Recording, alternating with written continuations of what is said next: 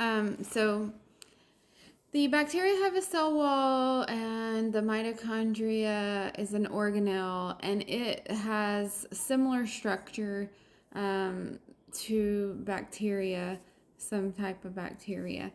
Also, mitochondria has its own DNA, so the flouroquinolones inhibit an important precursor to some of the downstream regulating pathways that are related to mitochondria replication and structural repair. So if you are inhibiting topoisomerase, then it's going to affect the DNA of the mitochondria, and it's important. That DNA is important for the structure of the wall to be built properly within the mitochondria. And it's also important for the replication of mitochondria. So mitochondria is the powerhouse of the cell. It's where cellular respiration takes place. If you went to college and you took organic chemistry, or you went to college and you were learning about just biology in general, then you probably learned about the Krebs cycle and cellular respiration, which is a part of how we breathe. We breathe in oxygen, our body has water in it, we hydrolyze things, then we consume foods, we break those foods down, and when we break those foods down, they release electrons that help to power this chemical generating cycle within the cell that releases carbon dioxide and utilizes oxygen and carbohydrates and proteins and and fats, fatty acids, to fuel the cycle of producing energy, the ATP, adenosine triphosphate. That is the energy that is used to fuel our cell processes, and not just the processes within the mitochondria, but the ATP is necessary for all of the... He probably went outside.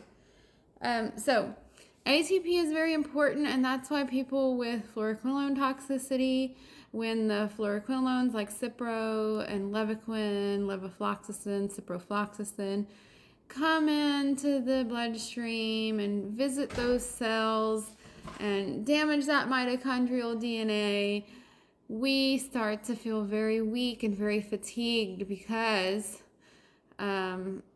multiple reasons. We're not able to utilize those foods, those nutrients. Our bodies are creating these superoxides, the electron transport chain that I was talking about, where all those electrons pop off of all our foods as they're being broken down for use in the mitochondria to fuel this Krebs cycle. They are theoretically believed to be leaking out and attaching to different chemical particles or any pretty much oxygen containing compound within the cell, and then creating these radical oxygen species, which basically create oxidative stress within the cell. I mean, I like to say, think of it like pouring hydrogen peroxide in a cell. While it has all these very intricate, processes going on, protein synthesis, DNA transcription, acetylation of DNA and deacetylation and all kind of things that are happening in the cell to create proteins, or to turn on and off genes and what have you, that are very important to the health of the cell, are being bogged down with these superoxides. And I just think about pouring hydrogen peroxide and just bubbling it all in there, and all of this, peroxide and superoxides getting like attached to all these chemicals that then can no longer be functional to do what they're trying to do, which can lead to cell lysis and death. And when you have cell lysis and death in an area that's being affected by the flouroquinolone toxicity, which could be anywhere in your body, basically. A lot of times the nervous system is affected, the nerves are affected, the tendons and ligaments are affected. What? Let me talk.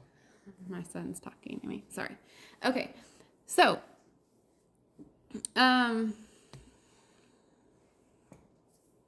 flouroquinolones, yes. And the toxicity. So, the cell lysis occurs, and what does that do to our body? Well, anytime we have dead particles in our body, we have an immune system, and we have macrophages and these phagocytes that come and engulf little particles of leftover cells and basically eat them all up and break them all down and find a way to create waste. And then they, go through the whole body's system of, getting rid of toxins and detoxifying and what have you. But whenever you need white blood cells to come into an area to take care of these cells, then sometimes it sets off these other inflammatory pathways within the immune system that lead to, histamine release and recruitment of other white blood cells that kind of create an area of severe inflammation sometimes in some people. Anytime you have foreign particles or dead particles, this creates a signaling cascade to occur that brings in all these white blood cells, making inflammation worse and worse. So, the problem is that these mitochondria are damaged and they have their own DNA. So it's necessary for other mitochondria to be created. So that's what leads to the severe debilitating fatigue. At one point, I went to the eye doctor. I could barely stand up at the counter.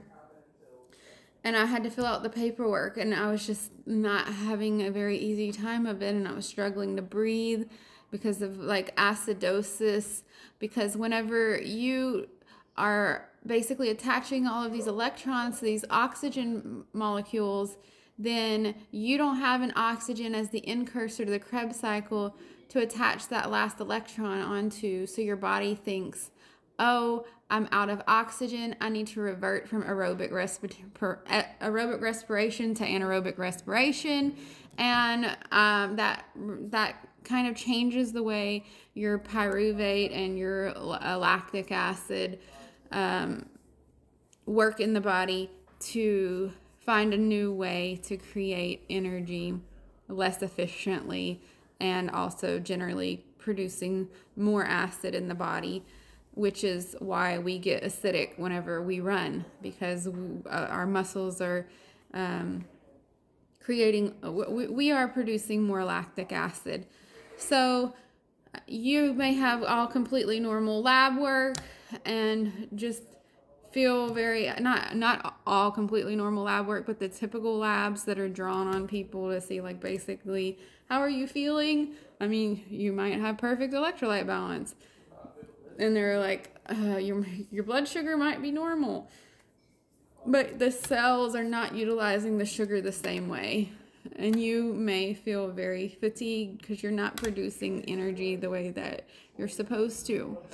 Your electrolytes can become imbalanced. It's theoretical that a lot of your magnesium can get trapped in the matrix of some of these radical oxygen species and not be effective, even if they're in the cell. And the magnesium that we test for is blood magnesium levels. So that could be indicative of what healthy levels your cells may have, but there's no way to know. We're not testing intracellular magnesium levels.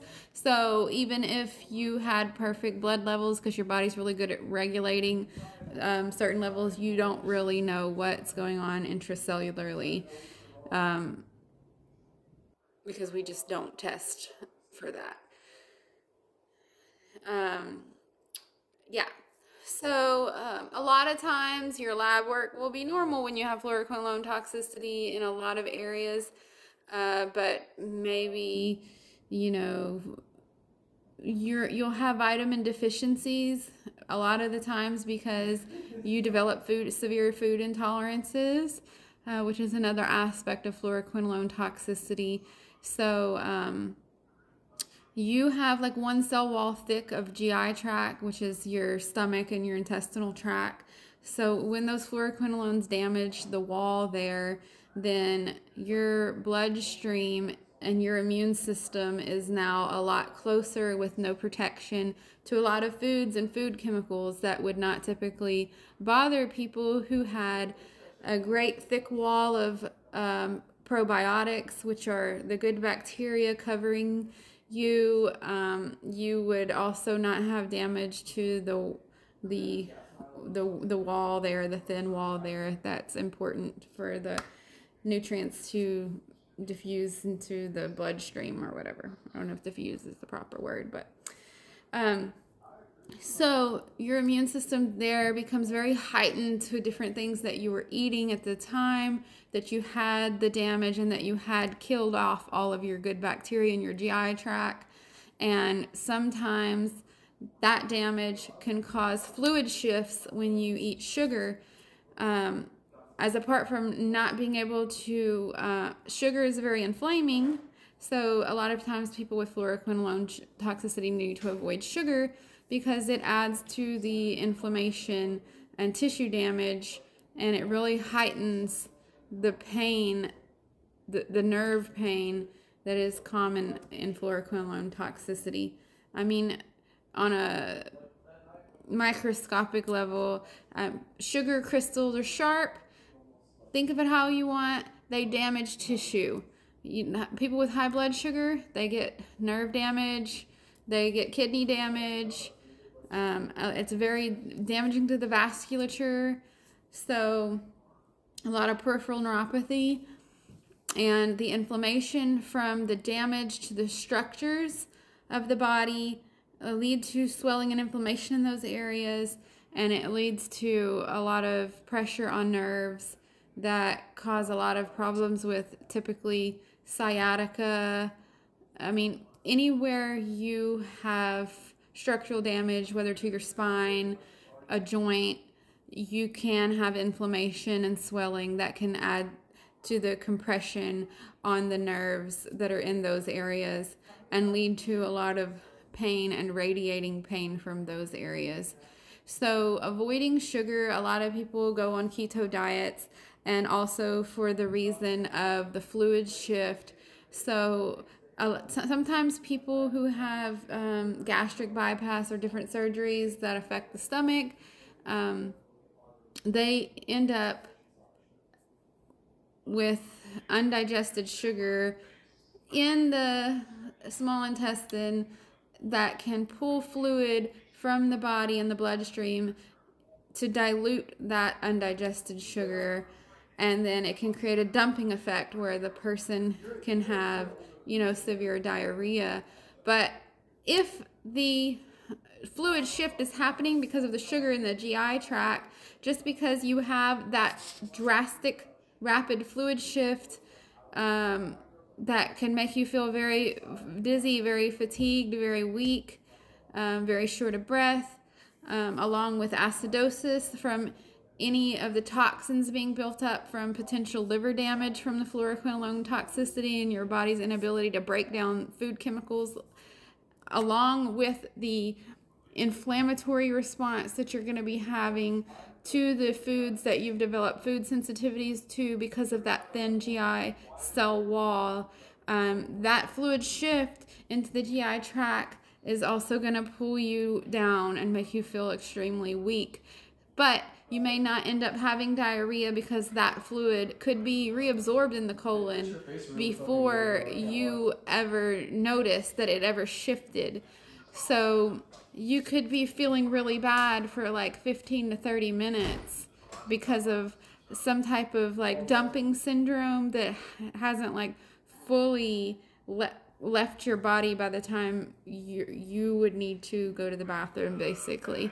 So it can be rapid, but then it can resolve pretty well, depending on what's causing the fatigue at the time. So definitely avoiding high fructose corn syrup and anything with a lot of sugar in it is important. And when I say a lot of sugar, pretty much when you're burning and you have the nerve damage and you have the inflamed joints, and maybe you'll need a joint replacement, potentially maybe you'll need back surgery. I mean, God forbid, if you want to put yourself through that. But then you go to get some D5W dextrose in your IV, and then you start having PVCs and you maybe die because your body, starts going into some crazy overdrive with when all these electrons that are supposed to be fueling you to produce energy are now oxidizing you. And for some reason, it's pretty evident that the sugar metabolism is altered.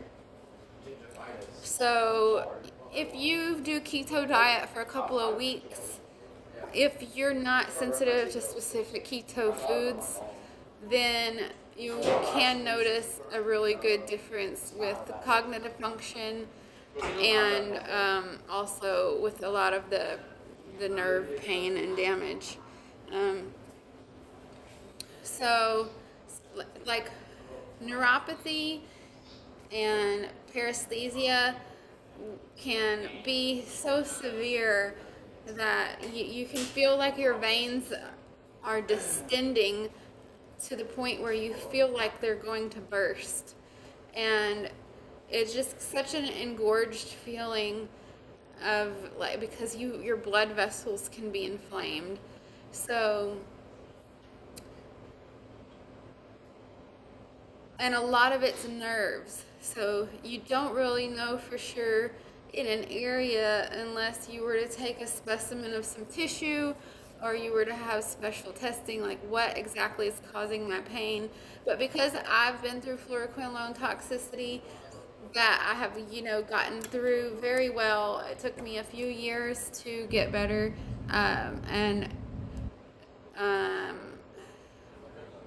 through my own research and learning, because our doctors are not really trained to help people with flouroquinolone toxicity or even recognize it, nor do they tend to want to recognize it, because there's been a lot of lawsuits regarding flouroquinolone toxicity. But there is now a flouroquinolone associated disability. So for people who are in wheelchairs still, I was in a wheelchair a few times, not for long periods, and I was on crutches, trying to wheel around from patient to patient because of the oxidative stress that would build up as my tendons in that area that was affected were trying to produce energy to fuel the use and abuse of these tendons and muscles that are needed while exercise is occurring. Instead of getting that energy, I'm just basically creating oxidative stress within my cells and causing them to lyse, causing that severe inflammatory response and causing them to start burning my nerves severely from all of that recruitment of those white blood cells to the area. So basically I could sleep, the melatonin in my body, which is a very powerful antioxidant, would be antioxidizing me as I sleep. I could wake up, eat some very antioxidizing foods to help with some of the oxidative stress, and I would drink a lot of teas that were very, very powerful antioxidant teas, like jicama tea. I don't know if I'm saying that right. I would eat a lot of raw turmeric specifically for the inflammation. I personally was interested in taking ivermectin because of the effects on the alpha interferon, which is very important to the inflammatory response cascade, if you will. I'm not a doctor, so I'm trying to explain this, to the best of my ability. Probably better ability than your doctor would be able to explain it to you, because he's probably not out there trying to help diagnose flouroquinolone toxicity, sadly, for whatever reason. I was lucky that a nurse practitioner who's been trained on flouroquinolone toxicity actually told me, oh, the reason that you're having trouble walking and that you're sick and that you can't have, your vision is fluctuating and you're choking on your water when you're swallowing and you didn't have a stroke is because you have flouroquinolone toxicity. And over 1 million people have asked the FDA to take these drugs off the market, but unfortunately they just have given them an 8th black box warning. That's 8 black box warnings. And for nurses, we're like, oh, lots of drugs have black box warnings. If somebody's Achilles tendon starts to burn, we just, stop giving the medicine. But like if their aorta ruptures or they have a stroke, which, these are common things, and we don't say rare because rare doesn't have a meaning. What does rare mean to you? Does rare mean 20%? Does rare mean 30%? Do you understand cumulative damage? Cumulative damage means I was damaged, but I didn't notice it. So next time I took this antibiotic, now I had twice as much damage. So maybe I started to notice a little bit. And then I took it again, and now I noticed a lot. So why is it that the third time you noticed it a lot?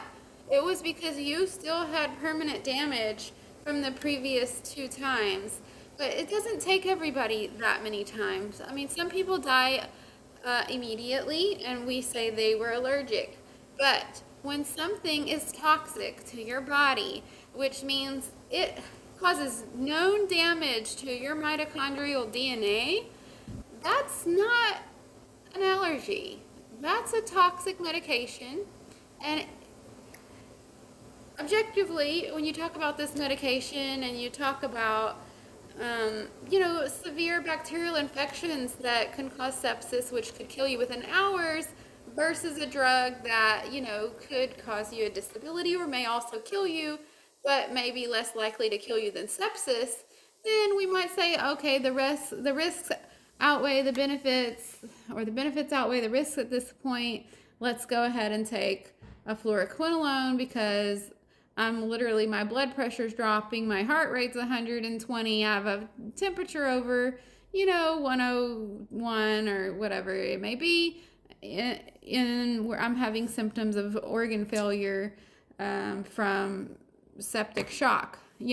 Obviously at that point I might be like, not me personally. I would be like, I would like to talk to an infectious disease doctor, please. I want my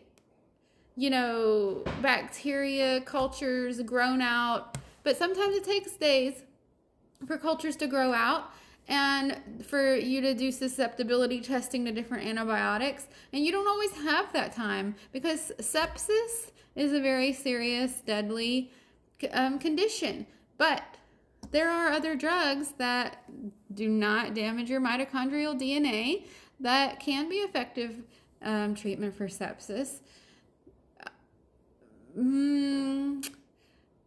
But also fluoroquinolones are very broad spectrum and kill a lot of different bacteria, so they can be very effective as well.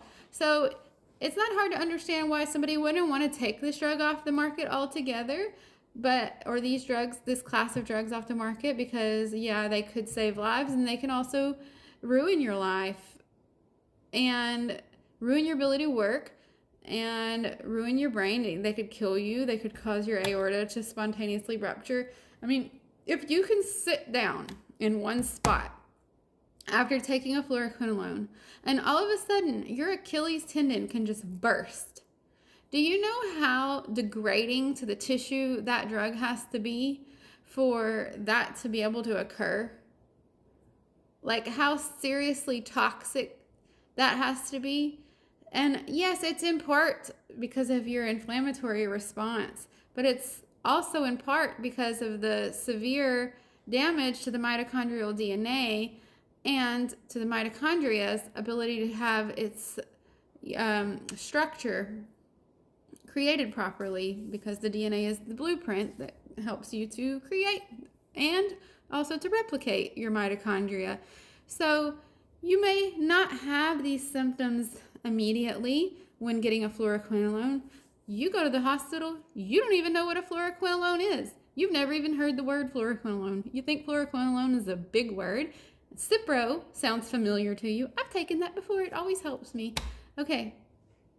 But I also had to have 2 knee replacements, 2 hip replacements, an elbow freaking repair, whatever the case may be. Now I had diverticulitis like 3 times, got a few sections of my intestines cut out. But I mean, Cipro's my friend. Yeah, Cipro, probably not your friend. And you're probably not aware because you didn't pop it and then all of a sudden these things happen to you. It takes time for these symptoms to develop in the body, and then all of a sudden it feels like a bomb went off in your body. But it's not like boom. It's kind of like this is starting to happen, and this is starting to happen, and this is starting to happen. And you're like, okay, I can't hardly stand up. I'm weaker than any cancer patient that I've ever seen before. I go to the eye doctor and they're like, your eyes cannot even sustain accommodation. And they're doing a little bit like this because they're too weak to function properly. And you're burning everywhere. Your bones are inflamed on your MRI. You now have 3 or 4 herniated discs in your neck, and you didn't just have a car accident. Or you may have fallen in the snow and suddenly your whole knee needs to be replaced. And you're like, wow, I can't believe I must be getting old. Okay, well, this can happen to you when you're not old. This can happen to you when you're 20. This can happen to you when you're 30. This can happen to nurses because they're slowly dripping fluoroquinolones on themselves when they're spiking Levaquin over and over again, and it drips down your arm off of your glove. And then your body's absorbing these very toxic drugs, and your body's getting used to sensing this foreign toxin, and that sometimes recruits even more of a heightened inflammatory response with each consecutive exposure. So that's a little bit about fluoroquinolone toxicity. Some of the whole, I would say, syndrome or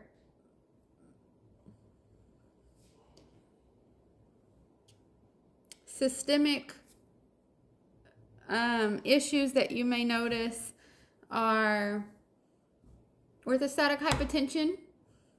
Can happen like when you stand up, you get very dizzy. It can cause you to feel like you're not balanced.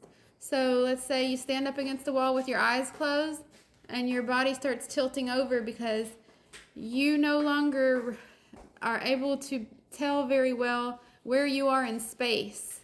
You may start burning things in the kitchen because you don't remember that you put them in the oven. You may start feeling paranoia, like from the damage to the brain at the time, before your body has time to heal and repair itself. So you might develop some unusual fears of things or heightened anxiety. So when you're trying to explain to people like something's going on with me, I'm so weak, I don't know what it is, and I just can't do anything, and they're like, maybe you have chronic fatigue syndrome. That's another one of those not real diagnosis that it's easy for someone to tell you and they've done absolutely nothing diagnostic to try to figure out what's wrong with you. They're just like, oh, clinically, maybe you have chronic fatigue. But why? That's the thing. You're not going to get the why, and you're not going to have fluoroquinolones on your medication list for them to be like, oh, you're taking fluoroquinolone. Why? Because you're not still taking it. And that doctor probably isn't the one who gave it to you. It was probably some doctor in a surgery center or some doctor at a hospital, and hopefully not your PCP, unless you had some really seriously complicated infection that they couldn't figure out anything else to do with besides to give you a fluoroquinolone, which is typically not what happens. What happens is this medication has been overprescribed and it's been abused, and people have not been educated about the serious damage that it can cause, which is why people are looking to the supplement industry to find things to make them feel better. Why am I so tired? Why do I hurt everywhere? Why does my stomach swell up after I eat? Why do I have insomnia? Why do I have pins and needles stabbing my feet, but I'm not a diabetic? Why do I have neuropathy? Why do I have all these intestinal issues? Why did I injure myself, but I didn't really do anything to injure myself? Why am I injured? Why am I burning? Why do I set out to go on a walk and then I get like halfway through my walk and then I can't even get back home and I'm stuck somewhere? And they don't know about fluoroquinolone toxicity. Why am I needing steroid injections to be able to do anything?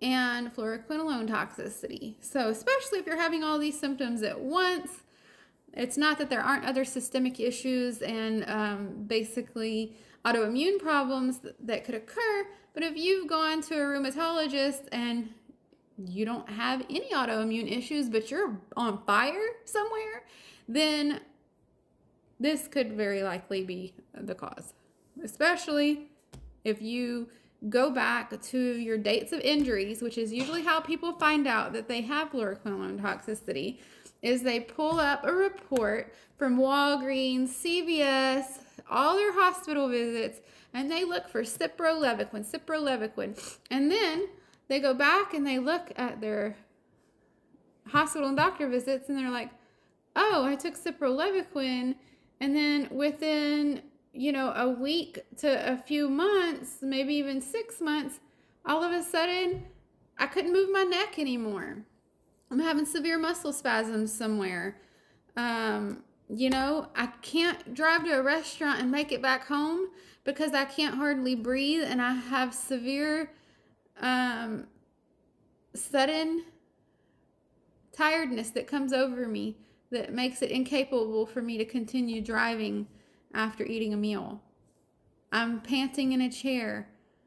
I'm, a certain type of respirations where you're like trying to be as still as you can and you're trying just to breathe, but you're breathing faster than anybody else, but you're not hyperventilating because your body's trying to blow off all this acid, because your body's building up with all of this acid and dealing with food sensitivities after eating or after exercise. So, yes, after, fluoroquinolone toxicity, this has been going on, I want to say since like probably 2005. Now we go to the supermarket and what do we see? No antibiotics ever. Why? Farmers got their hands on fluoroquinolones to save their cattle so they wouldn't have to take them to the vet. Saved them a bill. It's a cheap pill.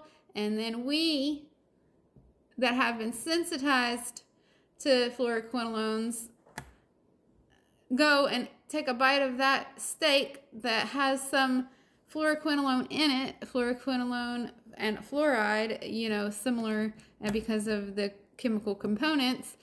And then we start having all of these slew of symptoms come back after we thought we were getting better. So it's like, okay, I'm weak again. I'm burning somewhere. Can't go to the bathroom. I'm trying to pee. Pee is coming out like this. Won't make a steady stream. Why? Nerve damage. You tell your doctor, they're going to be like, oh, that sucks. Oh, that's odd. they're not going to always know what's going on. They don't think it's that severe. They're looking at your blood pressure. They're looking at your lab work. Both of it looks good. Yep, you look okay. You're not in bad shape, of course, because you can't eat anything. So you've lost a few pounds and you're probably looking better than you did before. But you might be starting to look older because of all the oxidative stress. And that's not why, but you're going to have to do a high antioxidant diet to make it through, to combat this. You're going to have to sleep regularly, which is horrible. You have to lay still sometimes because people are on, obviously, our flouroquinolone toxicity support group crying because they haven't slept in weeks, you know. And there's a lot of hormonal issues, so your menstrual cycle will probably be off, and that's going to, also your circadian rhythm can be affected, so you're going to have trouble sleeping. So it's very important to start your cortisol cycle on time by introducing your eyes to light in the morning when the sun comes up. You're going to have to get up. You're going to have to go ahead and go outside. When the light hits your retina at a certain angle, it's going to start your cortisol cycle. And your cortisol cycle is important to be finished at the proper time for you to start secreting melatonin at the time that you would need to be able to go to sleep. And melatonin is very important to antioxidizing you because melatonin is what antioxidizes us while we sleep. We also have other enzymes in our body that antioxidize us, and we also consume a lot of our antioxidants that are very powerful. Raw turmeric, it's a very powerful antioxidant. We don't absorb it very well. You can absorb it better if you mix it with black pepper. Berries are low in carbs, so it's not all this sugar. It does have some sugar, but if you can tolerate it, it's good for you. If you have swelling anywhere or your blood pressure was high, not typical, you can eat watermelon. It's also low carb, so you can have a little bit of watermelon on a low carb diet.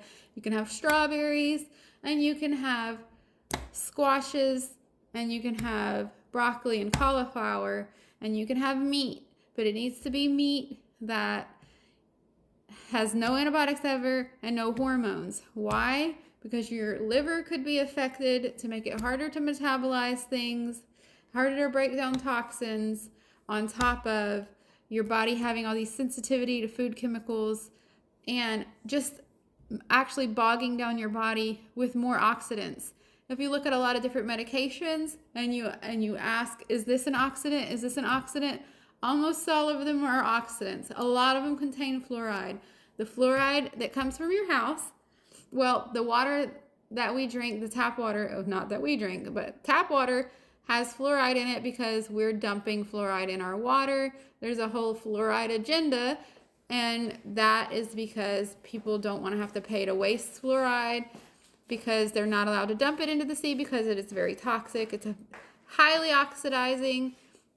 Fluorine is the most reactive element on the periodic table of elements, but we have convinced ourselves that we should drink it for our teeth to have had it pass over them to kill bacteria on our teeth. Let's forget that it's also killing some of the probiotics in our mouth. So then we're going to be dependent on it to be constantly killing bad bacteria because we're killing good bacteria in our mouth as well with this fluoride. There is a toothpaste bits that you can get from online. I will have to come back to you if you're interested in the link for that because I get my toothpaste bits from there, which is nanohydroxyapatite. It's not fluoride. It's what the dentists actually use when fluoride causes fluorosis in your teeth. When you get those little white spots, those little weak areas in your teeth, then you go to the dentist and they could give you some nanohydroxyapatite to help you rebuild up your dental structure. And that is a natural occurring chemical in the body that is useful for having good dentition. So Um, Another thing that you can do for antioxidizing is antioxidizing radiation, which would be with the near infrared light. You might be familiar with people using near infrared light to help with skin health. So, I don't even know that I would say skin health. They're using it for the purpose of anti-aging, which is great because it's antioxidizing radiation. There is a specific bulb that I get that has like 800 nanometers of I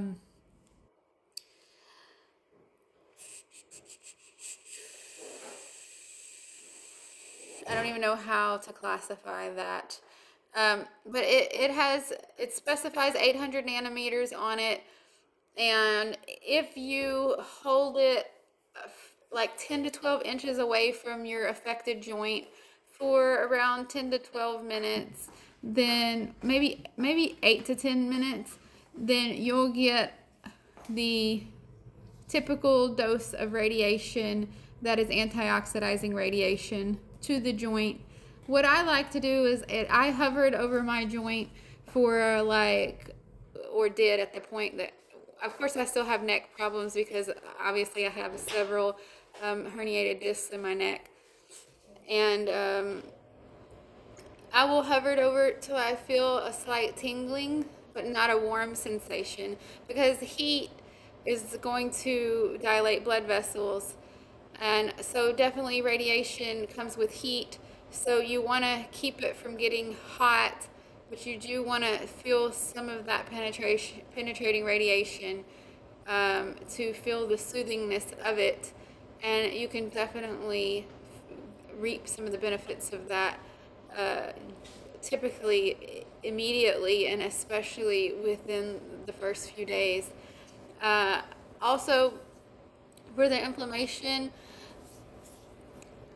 ibuprofen is not going to help you most of the time, or almost ever. It's very hard on the kidneys. It can cause acute kidney injury. So I personally, before I knew all this, I tried to take 800 milligrams of ibuprofen around the clock. Probably almost shut down my kidneys, because whenever I was going to the bathroom, not like this, like really fast, rapidly, like as if, you had water pressure built up and like there was air in the line and it wasn't allowing the flow.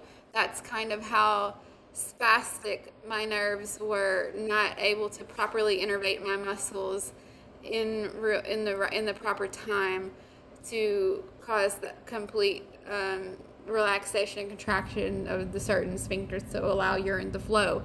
So at the point that, that inflammation was under control, I was going to the bathroom and I was just like, I would get very fatigued from going to the bathroom because I was having so much output that I was like, I don't know how I'm going to be alive after using the bathroom. I was losing so much fluid while using the bathroom that there was no way to know,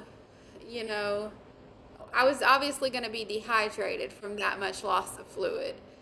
And I think I needed to lose that much fluid because when I woke up in the morning, I would have fluid in my lungs, or either there was fluid in my lungs, or I was having trouble expanding my lungs. But when I would first wake up in the morning, I think because I was so weak, I was not fully expanding my lungs to breathe at night. So I would have to re-inflate some parts of my lungs by like taking deep breaths in, holding it. I could literally feel crackling happening in my chest to open up my lungs. And I don't know, like, if it's the alveoli, because that's a very small, anyway, some of the lower portions of the lungs were affected, and I was assuming that was like some morning atelectasis issues, just for me not really knowing why. The most annoying thing was choking on water. That's not true. I can't say that was the most annoying thing. The most puzzling thing was choking on water. and also that I would go to work sometimes when I could walk, before they told me I couldn't bring crutches to work. And one of my pupils would be big and one of my pupils would be small. And it was like I was having symptoms of having had a stroke, but I didn't have a stroke because I had a brain MRI that was perfectly fine. So it didn't show any symptom of stroke. Even after, time had passed that I was, choking on water. Definitely something wrong with the coordination of my swallowing, because it was a regular thing that I couldn't drink water. Like, anytime I drank water, I would be choking afterwards for a little while, pretty much. So I wanted to, thicken my water, which is a good idea if you are having trouble swallowing water. So, high antioxidant diet. Some of the antioxidant supplements that I tried were alpha lipoic acid. I took B vitamins to help with cognition. I took vitamin C, obviously, because that's very antioxidizing. I took high dose vitamin D, trying to get my vitamin D levels up to 70 because they were on the lower side. But then you have to consider what that could mean in terms of your body maybe converting that back to cholesterol and not being good for your heart. I wore a heart monitor for 24 hours, and I had like 30 something PVCs, so my ventricles of my heart were contracting when they weren't supposed to be. And that was also, making it hard for me to try to go out and do anything fun. Because, of course, if I wanted to go hang out with my friends or something and have a drink, then the alcohol was very oxidative, caused a lot of inflammation, and it caused me to have PVCs because I already was having trouble with proper ability to absorb nutrients and utilize them properly. And my electrolyte balance was all off from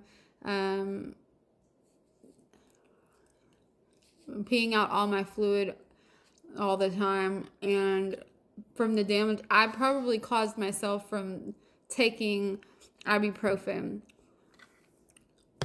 I had to install a reverse osmosis system to remove the fluoride from the water, which I will not drink fluoride water because sometimes when I would go out places and start having trouble breathing, and I was like, I tried this food before, it didn't give me problems before, so now what's wrong when I'm trying to eat only things that, didn't cause me problems? But then I came to find there can be histamines in your food. There's oxalates in food that cause inflammation. So you have to try to eat low oxalate diet, or consume calcium at the same time you consume oxalates, so you can basically precipitate out any stones into the GI tract before they would be absorbed into your bloodstream and lead to inflammation at any joint. And the near infrared light and the ice. So if you're gonna ice, whatever, I slept on ice for a couple of years. But if you're going to ice, it needs to be for only 15 to 20 minutes at a time. And that I just slept on ice because by the time I woke up, I was just in so much pain. I didn't care about redilating my blood vessels for leaving the ice on too long. I wanted to numb whatever was burning. But that's not the effective way to do it when you're trying to deal with inflammation, because your body can damage tissue if it's staying too cold. But if you're trying to sleep and you actually got past the stage of insomnia, then you might be not wanting to ice for 15 to 20 minutes every other hour, which I think would be pretty not a bad idea. Okay, so back to the supplements. Vitamin D, up to trying to get my levels up to 70. Vitamin E, because it's obviously antioxidizing as well. Vitamin K2, the M7 type. And the reason is because when you kill bacteria in your GI tract, some of those bacteria are responsible for making vitamin K2.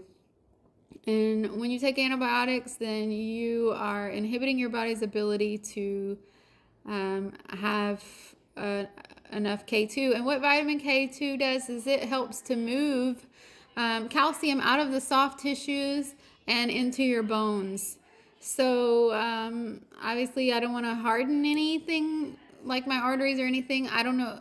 So I think that vitamin K2 would be an important supplement for people who maybe take antibiotics and have killed off all their bacteria that make the K2.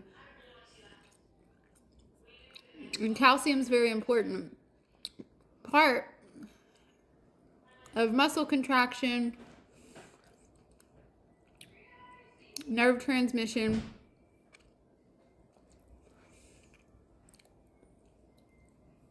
and okay, sorry. So, yes, vitamin K2. The calcium is very important. If you might feel like you're having stiff man syndrome. So it's like when you wake up in the morning, maybe you go to sit in the bath and you try to put your legs out in front of you, but you can't actually sit up and put your legs out in front of you because you have so much muscle stiffness that you could not even barely reach to sit up. You might be able to reach to your knees, but there's no way you're going to be able to touch your toes. So some of that muscle stiffness, if you have hypocalcemia, because this flouroquinolone toxicity can affect pretty much any hormone in your body, and your thyroid and your parathyroid, or cause any kind of inflammatory issues in the body. So could be affected, and your parathyroid is very important for regulating your blood calcium levels. And so with calcitonin and parathyroid. So the vitamin K2, that can help put calcium where it needs to go, and then it can be utilized in the bloodstream if need be. A lot of times I would have Fostex sign, so I would tap my cheek, and like I still have it sometimes, is that my lips will twitch towards the cheek that I'm tapping, which is a sign of hypocalcemia. So it can be, unless you have some nerve transmission issues specifically in that area, which, I mean, would be weird. If you didn't have flouroquinolone toxicity, you probably wouldn't have that problem either. So I did start taking calcium supplements, of course, because I was taking higher doses of vitamin D, and, so I needed to have some calcium to be absorbing. Otherwise, what do I need all this vitamin D for? But I knew what my calcium levels were. And like I said, blood calcium levels and what calcium is actually,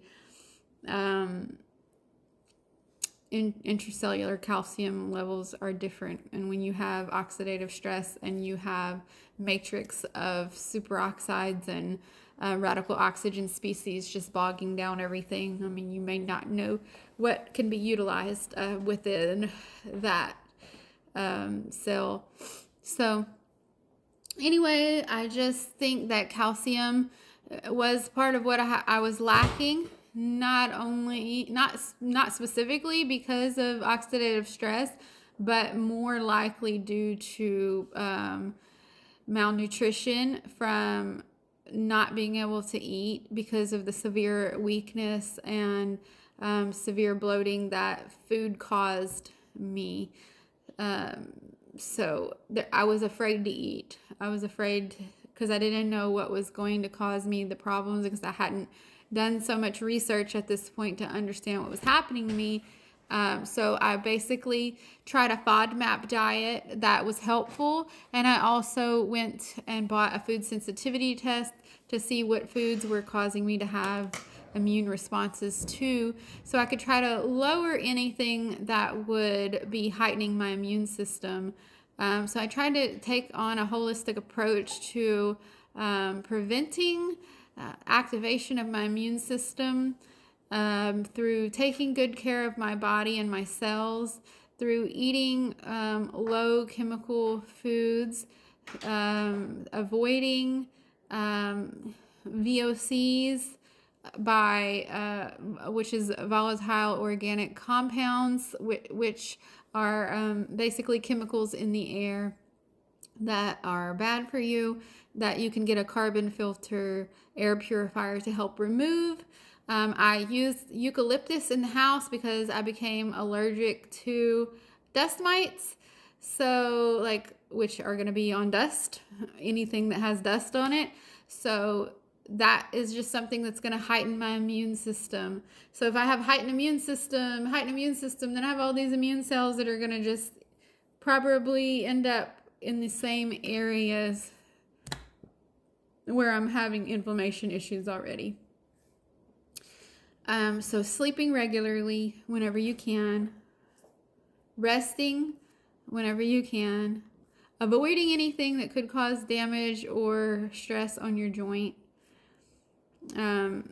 resting long enough for your body to antioxidize itself, carrying berries with you, to take berries anytime you're burning, and using raw turmeric in place of ibuprofen. So I would say I would eat raw turmeric with a little bit of pepper anytime I would be taking ibuprofen,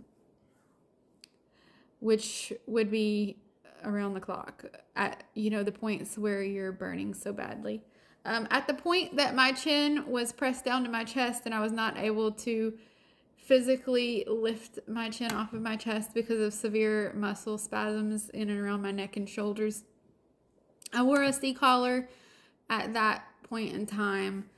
But I am obviously now living a normal life. I'm back at work. I can lift weights. Of course, I can't turn my head very easily, quickly. It's pinching. You can hear it cracking when I do it. It's catching. And I can only use one pillow, which is kind of hard because I still feel like I breathe better with two pillows. But that doesn't matter when you can't wake up and move your neck around the next day.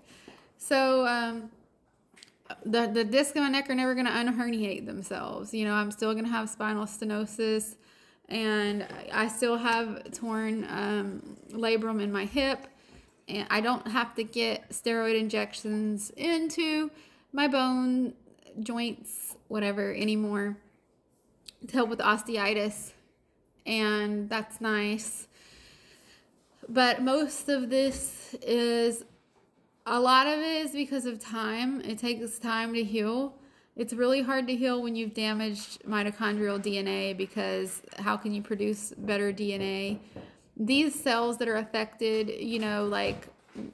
they need to be turned over, and gotten rid of out of the body. So I think senolytics can be useful.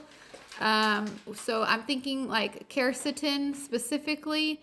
There's also other biotherapy drugs that are considered to be senolytics, which basically just kill cells that are no longer dividing, either because they're old, mostly because they're old and they're no longer going through cell division. They're just basically hanging out and being what they are and not being the most healthy, vibrant cells because they're not new cells. So I think over time, your body will take care of, and with the help of senolytics, some of those cells that have been damaged, and also antioxidizing and finding a holistic approach to avoiding anything that can heighten your inflammatory response. Ice, careful compression. Obviously, compression can add to some of the nerve damage depending on how much compression you're using. And a lot of the problems that cause nerve damage are because of the inflammation compressing the nerve in itself. So, and sleeping and antioxidizing. I did try NAD plus infusion. So NAD plus is the precursor to ADH, which is that part of the Krebs cycle in in the cellular respiration that I talked about earlier.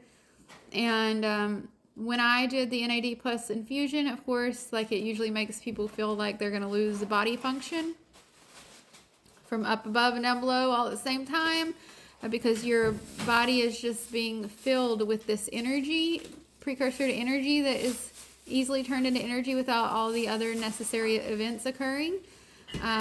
So I could like feel the warmth. I don't even know if I would call it warmth. I felt it light up the nerves that had been hurting me. So at some point, because of the nerve damage, I was having a lot of pain here in my face and here in my jaw. So I was going to talk to the doctor, to the dentist, thinking like maybe I had jaw necrosis or I had some dental infection, but I did not. And so when I took gabapentin, it helped me know, like, oh, this is about my nerves.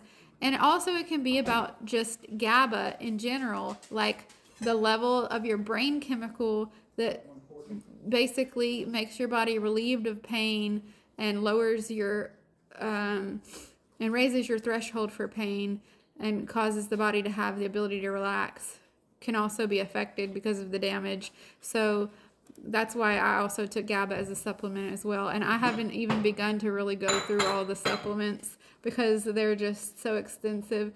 But I did do the NAD plus one time. Of course, it made my body freeze up to where I was not able to move at all. And the ICU nurse said, that's normal. I just have to slow the drip rate down. But I wanted to tell him, like, please stop dripping this in me, but I couldn't move. So like my whole body froze up and I couldn't move my body at all. So I guess my body got like oversaturated with the NAD plus. And that's a normal thing, apparently. It happens to most of the people that get the NAD plus infusions. So it was scary, and then I was like, I don't know how you're going to be able to drip it this slow and ever get out of here, because he had to drip it in really slow for me to be able to tolerate it without whatever. I don't even know what would have happened to me. It was scary. The infusion was, it cost about $500. It's supposed to be, neuroregenerative. I can't say whether that's one of the things that helped me or not. I do think I noticed feeling better afterwards, and it brought awareness to me of the pain that I was having in my face and my skull, because I didn't know what that pain was from. But then I just realized that I felt it flowing through me and touching those areas that were affected. And I realized that those were nerves that were just basically damaged or like exposed. So then I realized when I would eat sugar that I would have pains in those areas. And I theoretically assume that that's because the sugar is a sharp crystal that is very irritating to damaged nerve tissue. And that is what I definitely believe, and that has been avoiding that has, in my experience, shown definite benefit in the past whenever I was having these issues more severely. My diet is still different than it was before, but my life and my diet have normalized drastically. I wouldn't compare it to other people's. Sometimes I think, oh, I can just go eat something normal. Like my last experience where I got severely inflamed, I went and bought my son something to eat from Popeyes, like a chicken sandwich, and I did not expect that they have so many food additives and chemicals in there, and also like some nasty food coloring in their batter. And I was inflamed for about, I'd say 2 to 3 weeks from that. which it was really worrisome because I had started a job back, and then I was like, one day I thought I was gonna have to call in, but that was more for a migraine. But definitely my neck is still stiff from that sandwich that I ate days ago. And so you have to, when you don't know what's going to cause your inflammation, because there's so many different things that can, you just have to really try to stick to your strict allowances based on what you found out through FODMAP dieting has been tolerable to you, because a lot of the sugars, fructose, oligosaccharides, whatever, dextrose, all those things are sugar, and they can inflame you. So you have to figure out which ones you can tolerate and which ones you can't. And a lot of it's probably better just to stick to kind of basic keto, and then do little cheats here and there, like whenever you physically are able to. So I hope that helps you understand fluoroquinolone toxicity and why fluoroquinolone, ciprofloxacin, levaquin, levofloxacin, and many other of the drug class are still on the market, but should be used with severely great caution and not be prescribed inappropriately. Just because you've never had fluoroquinolone toxicity, I don't think that anyone should downplay the seriousness of it. And for people to summate fluoroquinolone toxicity as, oh, people are just going to feel bad for a while, are very, very, very misguided about the severity of fluoroquinolone toxicity and the damage that it can cause people and their lives. So, antioxidize, anti-sugar, near infrared light, icing, maybe an NAD plus infusion if you're not afraid. And I was getting into looking at stem cell injections, but luckily I didn't get into that, because since 2018, and I was having trouble, you know, I had to take care of my dad when he had ALS in 2020, I want to say it was. And I was having trouble because, like, I was still having trouble walking, but he needed things, and I had to still turn him and do things. So that's, you know, a couple of years. And I honestly believe that I did have some issues with the toxicity beforehand from that work exposure. But I just was not aware. I just felt like, oh, this knee's hurting today, but then that knee, and now my hip's hurting. And there's just so much of this drug that has been leaked all over the place, that people have pumped into animals. God forbid they use it in fish tanks. They're not supposed to, but just like people aren't supposed to do drugs, farmers get a hold of fluoroquinolones and they will put them in your cow. So you need to, if you can, buy your meat from a trusted farmer, or, you know, I don't know. It's hard to say. Yeah. Avoid fluoride in the water. Avoid fluoride in your toothpaste. You swallow enough of it, kids aren't allowed to use it because it causes fluoride toxicity. We're not dumb to fluoride toxicity. We're not dumb to the negative toxic effects of fluoride. No, also, fluoride can lead to infertility in men at certain amounts. And if you don't know how much you accidentally swallow, neither do I. But I do know that parts per million is the same thing as milligrams per liter. So you can get a good dose of something in a liter of water coming out of your tap that was put into your water that could potentially affect your fertility. At the right amount, depending on how much you drink, how well you metabolize it. And you can't tell me what's in my bloodstream, because it doesn't matter, because that doesn't tell me what's in my cells. So that's the whole point of stop putting fluoride in my water. And some cities have gotten together and banned fluoride from being put in their water. And kudos to them. I hope that some of these wonderful cities will wake up to the fact that there are lobbyists paying lots of money to keep fluoride in your water and in your life. And I'm not a part of it, and I don't want to be a part of it. So I hope you like this video. I hope it helps you understand some things better.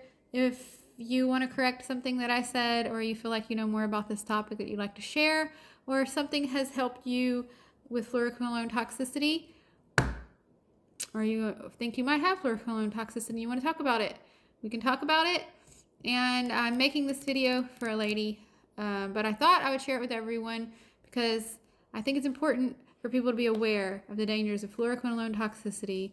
And I think people need to be aware of why the meats say no antibiotics ever in our meats, because we don't want to have revisit those symptoms of severe fatigue and burning and heightened immune response to these chemicals and drugs that damage our mitochondria and prevent us from making energy and to revert us back into anaerobic respiration.